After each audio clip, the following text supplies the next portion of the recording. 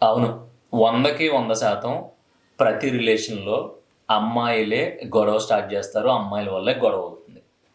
ఎందుకంటే ఒక్కసారి ఒక అబ్బాయిని నమ్మి లవ్ జేసినా, ఫ్రెండ్‌షిప్ జేసినా, లేదంటే పెళ్లి జేసుకున్న తర్వాత అయినా సరే, అసలు ఆడి ఫైనాన్షియల్ బ్యాక్‌గ్రౌండ్ ఏంటి? ఆడు ఎంతవరకు సమర్థుడు అనేది మీకు తెలుస్తది గదా! అన్నీ తెలిసే ఆ అబ్బాయితో ట్రావెల్ చేయడానికి రెడీ అవుతారు గదా! మరెందుకు ట్రావెల్ మొదలుపెట్టిన కొన్ని రోజులకి, నిన్ను చేసుకున్నాకే నా బ్రతుకిలా అయిపోయింది. నీ వల్లే నా జీవితం ఇలా ఏడిసింది. అసలు అప్పట్లో నేను వేరే దారిలో ఎళ్ళుండుంటే ఈ పాటికి మహారాణిలా బ్రతికుండేదాన్ని. ఎవడు చేసుకోమన్నాడు నిన్ను? హ్యాపీగా ఎళ్ళి అలా మహారాణిలానే ఉండొచ్చు కదా!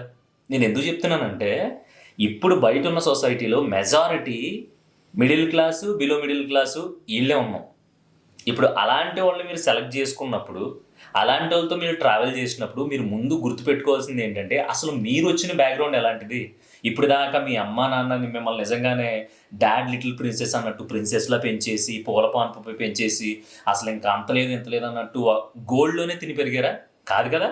మీ అమ్మా, నాన్నల దగ్గర ఉన్నప్పుడు చాలా అడ్జస్ట్ అయ్యి, అయ్యో! నేనిప్పుడు ఇది అడిగితే మా నాన్న ఇబ్బంది పడిపోతాడేమో, నేనిది కోరుకుంటే మా అమ్మ ఇబ్బంది పడిపోద్దేమో అని మీరు మీ ఇంటి దగ్గర ఉన్నప్పుడు ఎంతైతే అడ్జస్ట్ అయ్యి బ్రతికారో, ఒక అబ్బాయితో జర్నీ స్టార్ట్ చేసిన తర్వాత కూడా, పెళ్లి చేసుకున్న తర్వాత కూడా, జీవితం మొదలుపెట్టిన తర్వాత అంతే అడ్జస్ట్ అయ్యి, మీ అమ్మా నాన్నలని ఎలా ట్రీట్ చేశారో, మీరు చేసుకున్నోడిని కూడా ట్రీట్ చేసి, అడ్జస్ట్ అయ్యి బ్రతికుంటే గనక, ఖచ్చితంగా ఏ గొడవ జరగదు. లేదు. ఏదన్నా చూసేటప్పటికి ఏముంది? పెళ్ళై 5, 6 సంవత్సరాలయింది. ఇప్పుడు కనీసం ఎదుగు బతుకు లేదు. నీకు తెలివితేటలుంటే ఇదంతా ఎందుకు జరుగుద్ది అని తిడతారు. ఒక మగోడిగా పుట్టిన తర్వాత ఆడు బయటికెళ్ళి ఒకడి దగ్గర పని జేసి, ఆడు నెత్తి మీదకెక్కి తొక్కేస్తా ఉంటే, సన్నాసి, చవట, ఎదవ అని తిట్టినా సరే, అక్కడ అన్నీ ఇసిరి పడదొబ్బి, ఛీ! దీనమ్మ జీవితం ఇంత బతుకు బతికి, మా బాబు కూడా తిట్టలేదు, ఈ ఎదవతో మాటలు పడాల్సొస్తుంది అని బాస్ గాడిని తిట్టుకునైనా సరే మనసులో, అన్నీ మూసుకొని అక్కడ పని జేస్తున్నాడు. ఎందుకో తెలుసా?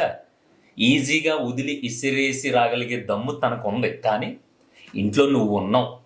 ఆడపిల్లగా నిన్ను చేసుకున్నాడు. నీ కోసం ఒక ఇల్లు అద్దెకి తీసుకుని, తనకి ఓపికున్న దాంట్లో అన్ని సౌకర్యాలు పలపరిచి, నీ కోసం ఇప్పుడు బయట వేటకెళ్ళాడు. ఎంత కష్టంగా ఉంటదో తెలుసా ఈ రోజుల్లో బయట వేట?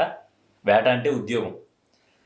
అసలు మనకి రాని పని మన మీద పడతా ఉంటది. మనం చెయ్యని తప్పులు మన మీద పడతా ఉంటాయి. రోజు ఆఫీస్ నుంచి ఏదో తలపోటేసుకొని రావడం, పొద్దున్నే ఆఫీస్‌కెళ్ళేటప్పుడు ఒక భయం ఉంటది చూసావా? స్కూల్‌కెళ్ళినప్పుడు చిన్నప్పుడు భయం ఉంటది. దానికి 100 రెట్లు కలిపితే ఎంత భయమో అంత భయపడుతూ ఆఫీస్‌కెళ్తా ఉంటాడు. అమ్మో! ఈరోజు ఏమవుద్దో? నెక్స్ట్ 2 నెలల్లో ఇంక్రిమెంట్ ఉంది. ఆడు ఎంతేస్తాడో ఏంటో? పైగా ఇయన్నీ తగవన్నట్టు నువ్వు ఇంటికొచ్చిన వెంటనే అలా వచ్చి కూర్చున్నోడికి ఒక గ్లాస్ మంచినీళ్ళు ఇచ్చి, "అంటే ఏంటి ఈరోజు ఏంటి పరిస్థితి?" అలా మాట్లాడకుండా, ఏంటి ఇంకో సంత టైం అయిపోయింది. 6:30కి వచ్చావు. 5కి సంత అయిపోయింది. ఇప్పుడు కూరగాయలు తెమ్మంటే బయటికెళ్ళి అక్కడ ఎక్కువ రేట్లు నువ్వెళ్ళి తెచ్చుకోవచ్చు కదా అంటావు. నేను చేసుకుంది నేనెళ్ళి కూరగాయలు అయి తెచ్చుకోవడానికా? ఏం ఒక్కరోజు కూడా టైంకి ఇంటికి రాలేవా? ఇక్కడ ఒక తొందే 4 గోడల మధ్యలో పడి ఏడుస్తుంది అంటావు. తెలీదా నీకది? అంటే మా బతుకు ఇంతేనా ఇంకా అని గోల కింద ఉంటావు. కాదమ్మా ఒకటి చెప్పనా? ఇప్పుడు ఆడికి 5కి ఆఫీస్ అయిపోయి ప్రతిరోజు లేట్‌గా వస్తున్నాడనుకో, ఆడెక్కడో సెకండ్ సెటప్ పెట్టాడు. పోనీ ఆడి మీద నువ్వు గొడవ పడి ఎక్కడికెళ్తున్నావు ఏంటి అని ఆరా తీయొచ్చు. అర్థమవుతుందా? నెలలో మెజారిటీ టైమ్స్ లేట్‌గా వస్తున్నాడు. ఎందుకు అంటే గనక అక్కడ ఆడు చదివిన చదువుకి, ఆడొచ్చిన ఉద్యోగానికి అక్కడ పామేసి, తోమేసి ఇంకో అరగంట ఎక్కువ పని చేయించుకుందాం అనే కాన్సెప్ట్‌లో ఉన్నారు తప్ప ప్రతి కంపెనీ వోళ్ళు. త్వరగా ఇంటికెళ్ళిపో పెళ్ళాంతో సంసారం చేసుకొని పంపించేసోడు ఎవడు లేడు. అర్థమవుతుందా? అందుకని ఏదైనా ఒక ఒక ఒక అబ్బాయితో మనం లైఫ్ షేర్ చేసుకుందాం అని డిసైడ్ అయినప్పుడు దయచేసి ఫస్ట్ అసలు ఆ అబ్బాయి మెంటాలిటీ మీకు అర్థమైంది కాబట్టి ఆ అబ్బాయి బిహేవియర్ కావచ్చు, లేదంటే ఆ ఫైనాన్షియల్ స్టేటస్ కావచ్చు అవి ఎలా ఉన్నాయి. మనం ఎంతలో అడ్జస్ట్ అయితే మన మధ్యలో గొడవలు రాకుండా ఉంటాయి. అసలు మన ఇంట్లో ఏం జరుగుతుంది? నేను మా అమ్మా నాన్న దగ్గర ఉన్నప్పుడు ఎలా ఉన్నానో, ఇప్పుడు ఎలా బిహేవ్ చేస్తున్నాను? ఏమైనా తేడాలు వచ్చినాయా? ఇయి గమనించుకో. నిజంగా సిగ్గేస్తది చెప్తున్నా. చాలామంది నాకు తెలిసినోళ్ళు ఇంట్లో చూస్తున్నాను. నాకు తెలిసిన సర్కిల్‌లో చూస్తున్నాను. వాళ్ళ ఇంట్లో పెళ్లి అవ్వకముందు వాళ్ళు అనుకువగా ఉన్న దాంట్లో అడ్జస్ట్ అయ్యి చాలా పద్ధతిగా బ్రతికొచ్చినోళ్ళు, టక్కుమని పెళ్లి అవ్వగానే ఒక సంవత్సరానికో, 2 సంవత్సరాలకో, 3 సంవత్సరాలకో ఇంకేం లేదు అసలు నన్ను అగాధంలో పాడేశారు, కుంపట్లో పాడేశారు అన్నట్టుగా బిహేవ్ చేసి, లేనిపోని గొంతెమ్మ కోరికలు కోరేసి, మగోడిని చేతకానోళ్ళ నిలబెడుతున్నారు. ఈ మాత్రం చేయలేనప్పుడు మరి పెళ్ళెందుకు చేసుకున్నావు నువ్వు అంటున్నారు. పెళ్ళెందుకు చేసుకున్నావు అంటే నా స్తోమత ఇదే. నేను ఇంతే చేయగలను. ఒకవేళ నాకు 2, 3 ఎకరాల పొలం ఉండి, లేదంటే మంచిగా కొంచెం ఫినాన్షియల్ స్టేటస్ బాగుండి కూడా నేను చేతకాని వాళ్ళు కూర్చున్నాను అనుకో, అప్పుడు తిట్టాలి. కానీ నా ఉద్యోగం చూసి నాకు వచ్చి 30-35 వేలు జీతానికి కుర్రోడు మంచోడు, ఓ 30-40 వేలు సంపాదించుకుంటున్నాడు, తెలివైనోడు, ఎక్కడైనా బ్రతికేస్తాడు ఉన్న దాంట్లో అని మీ అమ్మ నాన్న చూసి చేసిన పెళ్ళిని నువ్వు ఈరోజు వంకలు పెడుతున్నావు. ముందే చెప్పారు కదా, మంచి ఉద్యోగం చేసుకున్నాడు, వెనకాల ఏం లేదు, ఒక ఇల్లు ఉంది, సో హ్యాపీగా ఉండండి పెళ్లి చేశారు. నువ్వేం చేస్తున్నావు? ఏమీ లేదు, చాలా రోజులు అయిపోయింది, నా ఫ్రెండ్ ఏమో అక్కడ అన్ చేసుకుంది, ఇప్పుడు వాళ్ళు మలేషియాలో ఉన్నారు, మా చుట్టమేమో ఈయన్ని చేసుకుంది, ఆడు ఇప్పుడేమో ఎక్కడో మొన్న బ్యాంకాక్ ఎక్కడికో తీసుకెళ్ళాడంటే, అంటే అవును బలిసింది వాళ్ళకి, వెనకాల ఉంది. 1,00,000 తీసి ఒక ట్రిప్ వేస్తే వాళ్ళకి పెద్ద మ్యాటర్ కాదు. కానీ నీ మొగుడికి 1,00,000 తీసి ట్రిప్ వేసి అంత స్తోమత లేదు. ఒకవేళ ట్రిప్ వేసినా ఒకసారి నేను అలా తిప్పి తీసుకొచ్చినా సరే ఆడు ఇంకో 2 గంటలు ఎక్కువ పని చేయాల్సి వస్తుంది ఆఫీస్లో. ఇవన్నిటికంటే మించిన తలపోటు నీకు చెప్పనా? ఎప్పుడు ఆఫీస్లో ఉద్యోగం పోద్దో, మనకంటే తోపు ఎవడైనా వస్తే మన పరిస్థితి ఏంటి అని చెప్పేసి రోజు నేర్చుకుంటానే ఉండాలి ఏదో ఒకటి. గంటల తరబడికి ఇష్టం లేకపోయినా సరే వాళ్ళ బాస్ ఒకటి కూర్చుంటే ఆడు సాయంత్రం దొబ్బి తాగేసి దొబ్బి తినేసి పని పాట ఉండదు, ఆడు ఆల్రెడీ సంపాదించేసాడు, సెటిల్ కాబట్టి ఆడు చెప్పి సోదంతా విని సరే ఇంకెళ్ళరా అనేదాకా అక్కడ కూర్చుని తీరాల్సిన రోజులు కూడా ఉంటాయి. ఎందుకంటే అబ్బాయిల కర్మ అలా కాలిపోయింది.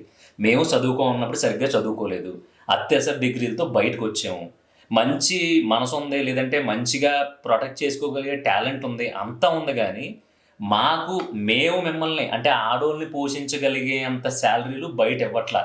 ఎవడ బకరాల్లో దొరుకుతాడా?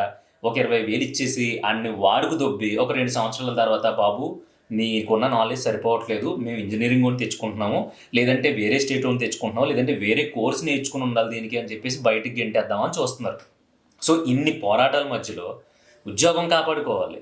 అక్కడ ఆఫీస్లో మనం టైంకి వెళ్ళాలి, కానీ టైంకి ఇంటికి వచ్చేయడం కుదరదు.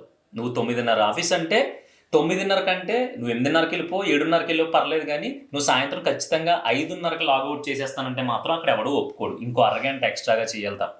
ఏమంటారో తెలుసు, లేదంటే ఆడెందుకంటే ఆయన తీసిపడదొప్పి ఇంకోటి చేయండి, పలానా కంపెనీలో ఒకడు 9ంటికి వస్తున్నాడంట, సాయంత్రం 7 దాకా చేస్తున్నాడంట. ఈ పృథ్వీగాడేమో 9ంటికి వస్తున్నాడు, కరెక్ట్గా 5:30 పంచౌట్ చేసి వెళ్ళిపోతున్నాడు అని చెప్పి ఒకటి చాడీలు మోస్తాడు. మనం బాగా వర్క్ చేసేస్తా ఉంటేనేమో అందరూ కక్ష కట్టేస్తూ ఉంటారు.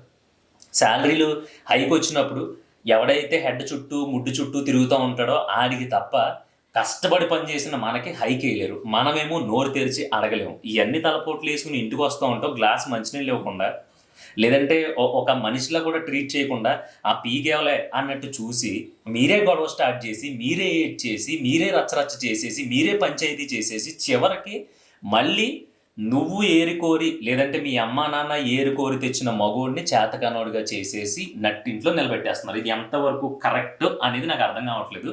దాన్ని బట్టి జడ్జ్ చేసుకోండి దయచేసి.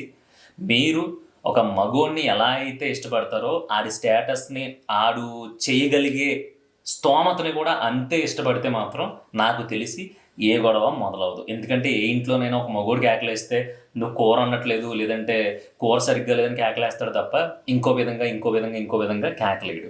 ఇక్కడ వరకట్నాలు వేధింపులు ఉన్నాయి, లేదంటే డబ్బులు తీసుకురాని బయటికి గంటే వేధింపులు ఉన్నాయి. అవన్నీ పక్కన పెట్టేస్తే నేను సెపరేట్గా చెప్పేది, హ్యాపీగా ఇష్టపడి ఒకళ్ళకొకళ్ళు అనుకుని పెళ్ళిళ్ళు చేసుకున్న వాళ్ళు, లేదంటే చిన్న ఫ్యామిలీస్ పెళ్ళిళ్ళు చేసుకుంటాయి కదా, వాళ్ళ గురించి మాత్రమే చెప్తున్నాను. బ్రో అదే నువ్వు అలా అంటావు, ఏం మగోళ్ళు మమ్మల్ని తొక్కేయట్లేదా అని ఆడోళ్ళు కూడా క్వశ్చన్ చేయొచ్చు. వాళ్ళ గురించి కూడా ఇంకో టాపిక్లో గట్టిగానే ఘాటుగానే మాట్లాడతాను.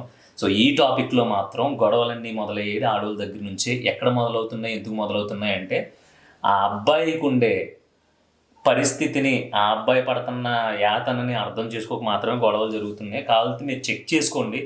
ఆడు చేయగలిగినంత ఎప్పుడూ చేస్తాడు. ఇప్పుడు ఆడి ఫ్యామిలీని కారులో తిప్పాలని ఆడికి ఉంటుంది, కానీ కారు కొనేసి ఈఎంఐ పెట్టేస్తే నెల అది కట్టినప్పుడు దోలు తీరిపోద్ది. ఆడు కష్టపడడానికి రెడీయే, కానీ నీకు టైం ఇవ్వాలి కదా. నీకు టైం ఇవ్వకపోతే మళ్ళీ నువ్వు ఏడుస్తావు, మిమ్మల్ని ఎవడ కొనమన్నాడు అంటావు. ఫస్ట్లో నువ్వే అయిపోయి కారు కొనేసరి మీరు సూపర్ అండి అంటావు. తర్వాత ఇంకో 2 గంటలు ఆఫీస్లో లేట్ అయిపోతుంటే అదేంటి కారు అయ్యి కొన్నాం కదా, బాకీ తీరాలంటే కొంచెం కష్టపడాలి తప్పదంటే ఎవడ కొనమన్నాడు నిన్ను అంటారు. సో క్వశ్చన్ ఆన్సర్ ఆడోళ్ళ దగ్గర ఉంటుంది బేసిక్గా. చాలా సైలెంట్గా వేసేసి దాన్ని ఎక్కడ తీసుకెళ్ళాలి అక్కడ తీసుకెళ్ళి మెలిపెట్టేసి మన కాళ్ళకే బంధాలు వేసేస్తూ ఉంటారు అనమాట. సో దయచేసి అలాంటివి చేయకండి. ఎందుకంటే మ్యారిటల్ స్టేటస్, రిలేషన్షిప్స్ అంటే ఇప్పుడు ప్రజెంట్ జనరేషన్లో చాలా వర్స్ట్గా ఉన్నాయి. ఫస్ట్ అర్థం చేసుకోవాల్సింది ఆడి ఆర్థిక పరిస్థితిని అర్థం చేసుకుంటే నాకు తెలిసి ఏ కొంపలోని గొడవలు రావు. ఇది అవునా కాదా మీరే కామెంట్ చేయండి.